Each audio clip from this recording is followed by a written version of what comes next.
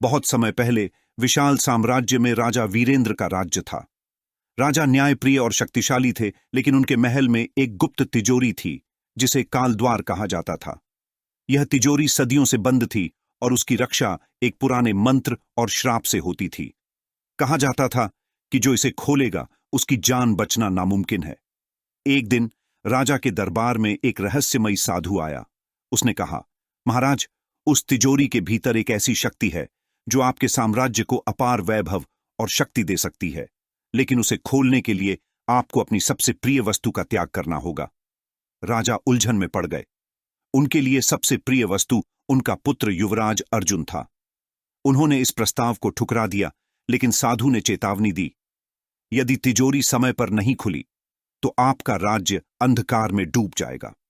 रातों रात राजा को अजीब सपने आने लगे। सपनों में एक रहस्यमयी आवाज तिजोरी खोलने के लिए पुकार रही थी। दूसरी ओर महल में अजीब घटनाएं होने लगीं। दर्पणों में परछाइयां नाचने लगीं और सैनिक रात के समय किसी अज्ञात भय से भागने लगे। आखिरकार राजा ने तिजोरी खोलने का निर्णय लिया। पूरे राज्य में खलबली मच गई। तिजोरी खोलने के दिन महल में गहरा सन्नाटा था। राजा अपने पुत्र और सैनिकों के साथ तिजोरी के सामने खड़े थे।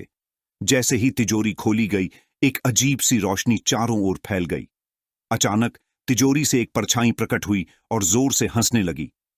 तुमने अपनी सबसे प्रिय चीज का त्याग कर दिया, परछाई बोली।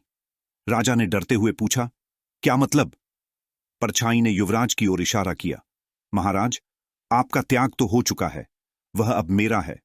और देखते ही देखते युवराज गायब हो गया। राजा घुटनों पर गिर गए, लेकिन परछाई की गूंजती आवाज सुनाई दी, यह बलिदान तुम्हारे राज्य को बचाएगा, लेकिन तुम्हें हर पल इसका दर्द महसूस होगा। तब से राजा वीरेंद्र ने कभी मुस्कुराना बंद कर दिया और वह तिजोरी फिर कभी नहीं खोली गई।